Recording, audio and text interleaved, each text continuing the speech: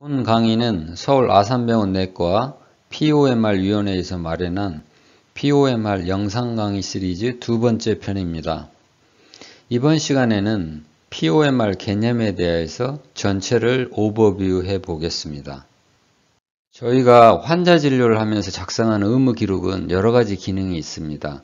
우선 환자의 질병을 포함하는 모든 건강 정보의 기록으로서 실제 진료를 해나가는 과정의 정리이고 진료 팀원들 간의 의사소통의 수단이며 교육과 연구를 위한 자료로도 활용이 됩니다. 또한 의료비 청구의 근거이고 의료 분쟁이 발생 시 법적 증거 자료가 됩니다. 말로 이야기하는 것은 증거 자료가 될 수 없지만 한두 줄이라도 기록한 것은 법적 증거 자료가 되기 때문에 진료 시 의무 기록을 잘 작성하는 것은 매우 중요하다고 하겠습니다. 의무 기록을 정리하는 방식은 Source Oriented, Time Oriented 또는 Problem Oriented Medical Recording으로 나눌 수가 있는데 Source Oriented Medical Recording이란 진료한 전공의 또는 스텝, 컨설턴트, 널스 등이 각자 확인한 내용을 연달아서 본인 방식대로 기록하는 것이고 Time Oriented Medical Recording은 여러 가지 내용을 시간 순서대로 기술하는 것입니다. 이 두 가지 모두 여러 가지 자료가 뒤섞여서 정리가 되기 때문에 환자가 가지고 있는 특정 문제에 따라서 어떻게 진료가 이루어졌는지를 확인하기가 어렵습니다. 반면에 POMR은 환자에게서 얻어진 여러 가지 자료들을 환자가 가지고 있는 특정 문제에 따라서 정렬시키고 기술하는 방식으로 환자의 문제가 어떻게 파악이 되고 진단되고 치료가 되었는지를 일목요연하게 알 수 있는 장점이 있습니다. 그러나 POMR은 의학적 사고 방식을 가지고 자료를 정리해야 되기 때문에 반복적인 훈련이 필요합니다. POMR은 과학적 사고 방식을 훈련시키고 명확한 디시전 메이킹 프로세스를 보여줍니다. 또한 의사들 간의 의사소통을 원활하게 하고 문제를 잘 설정하는 과정에서 전인적 진료가 용이하게 합니다. 결국 의료 질 향상에 도움이 되고 전공의들의 임상의학 교육과 수련에 매우 유용한 도구라고 할 수가 있겠습니다. 환자의 진료 과정은 불확실성에서 의학적 추론과 적절한 검사 및 경과 관찰 등으로 확실한 진단과 치료를 추구해가는 과정이다. 이 글에서 알 수 있듯이 우리가 환자를 진료할 때 처음에는 증상이나 징후에서 시작하게 되는데 정확한 진단이 무엇인지는 알지 못하고 증상이라든지 징후에 근거하여서 어떠한 질환들을 의심하여 어떤 검사를 하고 또 그 결과를 확인해서 정확한 진단을 하게 됩니다. 따라서 의무 기록은 불확실한 상태에서 담당의의 추론과 문제 해결을 위한 과정이 나타나야 한다. 이 말은 의무 기록은 임상진료 과정에서 작성되는 것이고 따라서 불확실한 상태에서 임상의사가 어떤 생각을 하고 어떤 검사나 치료를 했는지가 나타나야 합니다. 처음 환자에게서 얻은 자료만 기술하고 프로블럼을 잡지 않고서 검사를 다 하고 나중에 확진이 나오면 그때 프로블럼을 잡거나 아니면 바로 진단한 것처럼 의무 기록을 작성하면 안 되는 것입니다. POMR은 불확실한 상태에서 임상의가 어떤 생각을 하고 어떻게 워크업을 진행했는지가 나타나야 합니다. 물론 처음부터 수련받는 전공의가 다 정확할 수가 없고 틀린 추론을 하고 검사를 해서 정확한 진단까지는 돌아가는 우회의 과정이 있을 수가 있습니다. 그러나 POMR에서는 이런 과정이 나타나게 되고 이를 바탕으로 개선하고 더 트레이닝을 해야 할 부분도 알 수가 있게 됩니다. POMR은 기록 작성 때마다 메디컬 리스닝을 시키고 반복적인 훈련을 하는 좋은 툴이 되는 것입니다. 과학에서는 이미 알고 있는 기존 지식 위에 새로운 사실이 나오면 여기에 대한 가설을 세우고 이를 확인하는 실험을 하게 되고 그 결과를 확인하여서 새로운 사실을 인지하게 됩니다. 이렇게 해서 확인된 사실은 다시 알고 있었던 기존 지식에 더해지게 됩니다. POMR은 이러한 과학적 접근법과 유사해서 기존에 알고 있는 지식은 이니셜 데이터베이스에 그리고 가설을 세우는 과정은 프로블럼을 잡는 과정에 그리고 익스페리멘트를 하는 것은 플랜에 그리고 리절트는 프로그레션 노트에 작성되는 내용에 해당한다고 할 수 있습니다. 그래서 POMR에서는 이니셜 데이터베이스에서 프로블럼을 잡게 되고 그 프로블럼을 솔빙하기 위해서 이니셜 플래닝을 하게 되고 그리고 그 플랜에 실행된 결과가 나오게 되면 이 내용이 프로그레션 노트의 기술이 되고 이렇게 해서 알게 된 내용은 다시 또 다른 데이터베이스를 형성하면서 업데이트가 되는 과정이 이루어지게 됩니다. 환자가 퇴원할 경우에는 디스차지 서머리가 작성이 되는데 이 내용은 다음 입원 시에 환자 병력 중 이미 파악된 내용에 해당이 되며 이니셜 데이터베이스에 속하게 됩니다. 여기서 시작해서 다시 프로블럼 리스트, 이니셜 플랜, 프로그레션 노트, 데이터베이스 이와 같은 순환의 과정이 계속 이루어진다고 할 수 있습니다. POMR을 작성하기 위한 4가지 요소는 정보 수집과 관찰된 자료인 데이터베이스와 여기서 출현한 문제, 프로블럼, 그리고 이를 진단명과 연결짓는 추론, 즉 어세스먼트, 그리고 문제 해결을 위한 플랜으로 이루어지게 됩니다. 이번 의무 기록, 즉 어드미션 노트를 구성하게 되는 요소들은 다음과 같은 것들이 있습니다. Identifying data, chief complaint, present illness, past medical history, social history, family history, review of systems, physical examination, initial lab data, 그리고 필요시 problem queue list, 그리고 problem list, initial assessment and plan 이렇게 되어 있습니다.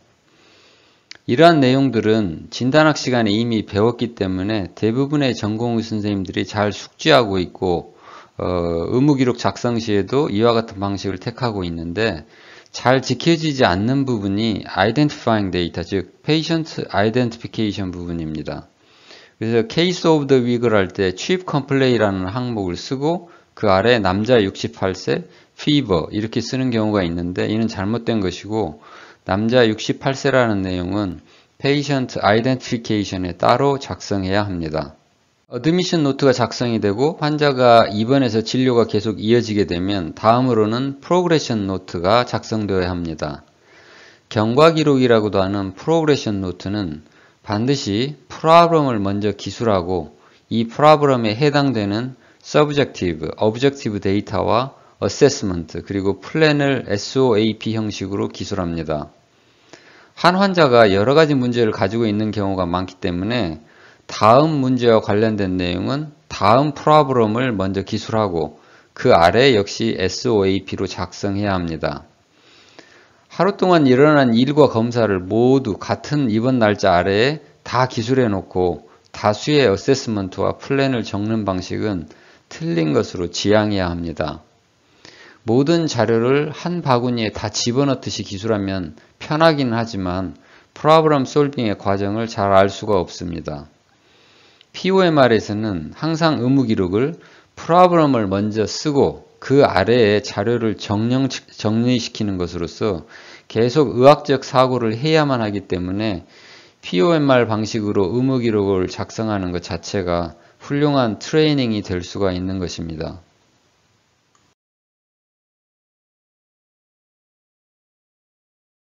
환자가 퇴원 시에 작성하는 퇴원 요약지도 역시 마찬가지로 프로블럼을 먼저 기술하고 이 프로블럼과 관련된 내용을 SOHP 형식으로 정리합니다. 여기서 H란 호스피탈 코스의 약자로 프로블럼과 관련되어 입원 기간 중에 이루어진 중요한 처치, 시술에 해당합니다. 다음 프로블럼은 그 다음에 기술하고 역시 그 프로블럼 아래에 SOHP 방식으로 서술을 해야 합니다.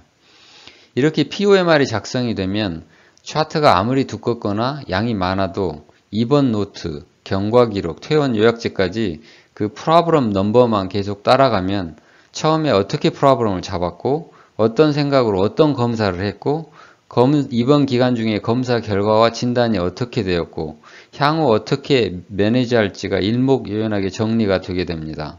환자가 퇴원 후에 재입원을 했을 때에도 POMR 방식으로 의무 기록을 작성해야 합니다. 그런데 이때 주의할 점은 지난번 입원 시 사용했던 프로블럼 리스트와 넘버를 유지해야 한다는 것입니다. 이전 프로블럼 리스트 중에 현재까지도 문제가 되는 액티브 프로블럼과 이미 해결이 된 리졸브드, 인액티브 프로블럼이 있을 수 있는데 이를 구분해서 액티브 프로블럼을 위주로 기록을 작성합니다. 새로운 문제가 발생했을 경우에는 새로 넘버를 부여하고 기술해야 하며 이전에 사용한 넘버 위에 덮었으면 안 됩니다.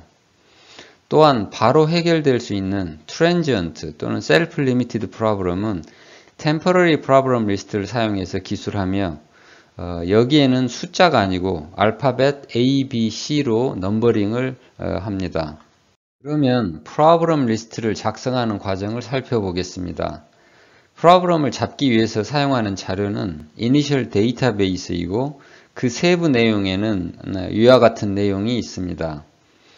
여기서 마지막 러버러터리 데이터는 혈액검사 결과만을 생각하기 쉬운데 POMR에서는 혈액검사, 소변검사는 물론 엑스레이, EKG, 내시경 검사, CT, MRI 같은 화상검사 자료까지도 모두 포함하여 러버러터리 데이터라고 하고 있습니다.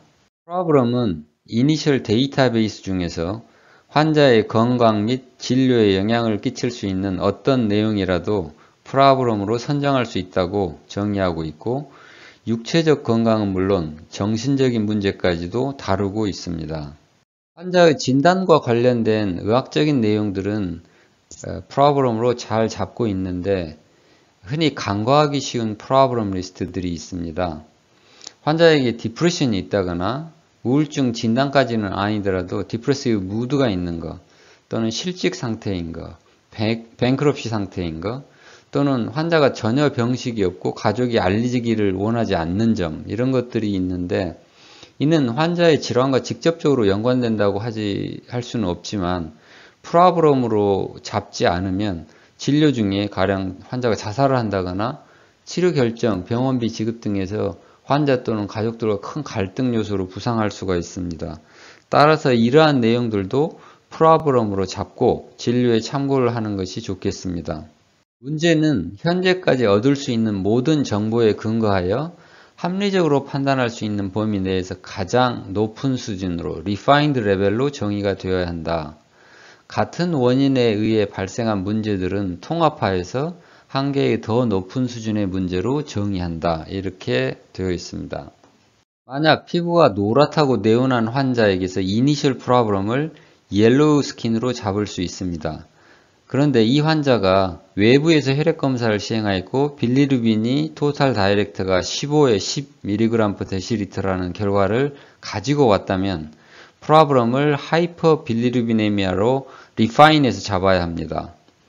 동일 문제의 피부 증상과 혈액검사의 소견이지만 문제를 옐로우 스킨이라고 잡으면 피부 색깔이 노랗게 변할 수 있는 카로테네미아 같은 질환이 룰아웃되지 않았다는 의미가 담겨 있고 만약에 문제를 하이퍼 빌리루비네미아로 잡게 되면 옐로우 스킨을 하이퍼 빌리루비네미아로 생긴 현상으로 이해했다는 의미가 되며 카로테네미아는 이미 룰아웃 했다는 의미가 담겨 있습니다.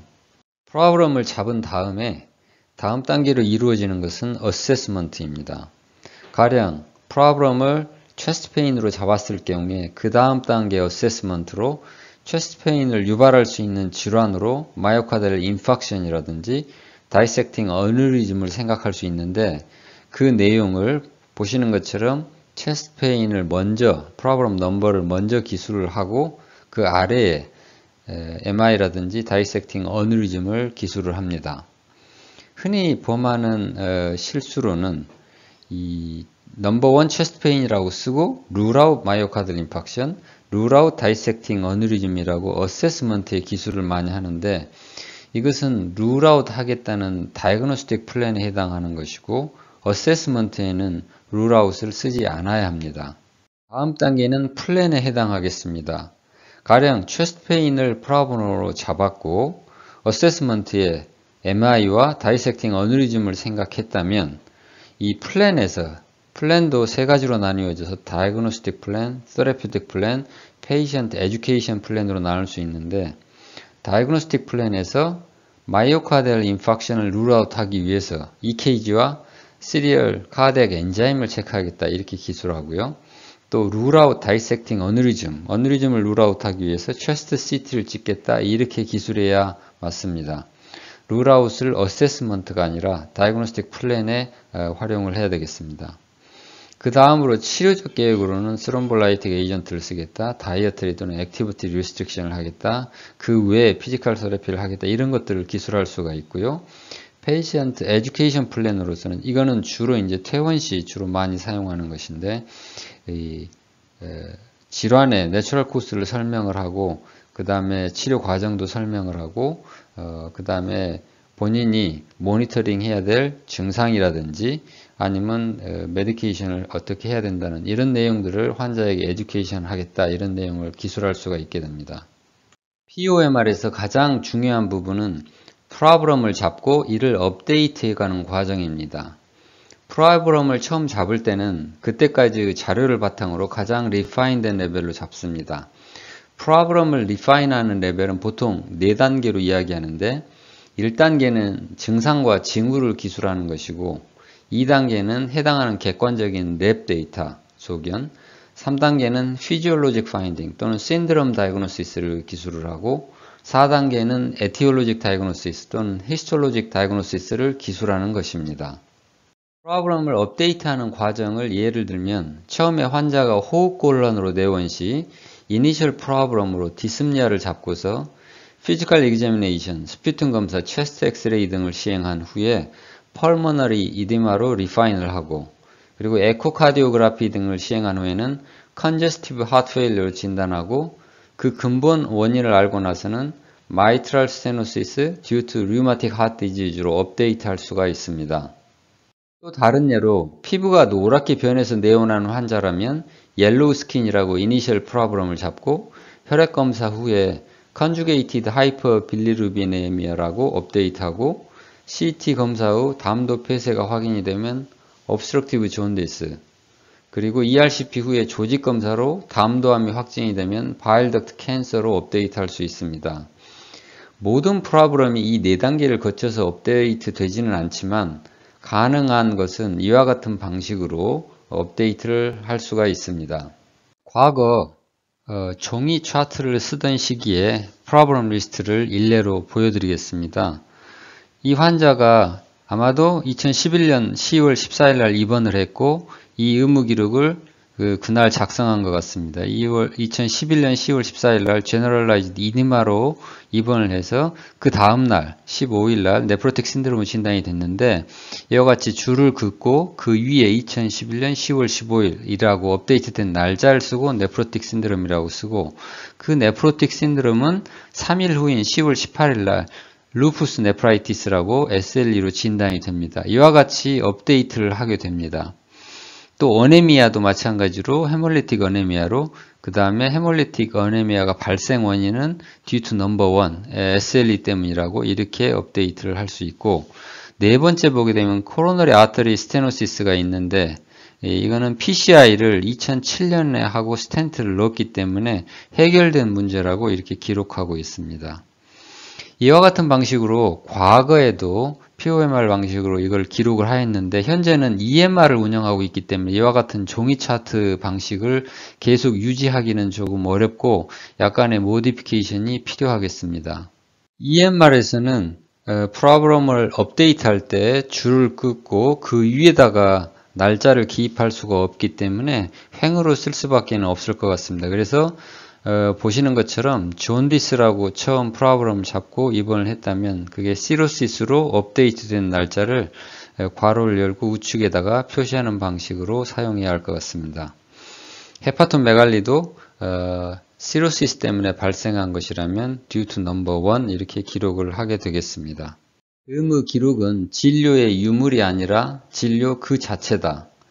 이 말은 의무 기록의 중요성을 강조하고 있고, 의무 기록은 진료 당시에 작성해 나가는 것이지 케이스 오브 더 윅에서 많이 보게 되는 것처럼 진단이 다 나온 후에 리트로스펙티브 리컨스트럭션을 해서 작성하는 것이 아니라는 것을 강조하고 있습니다.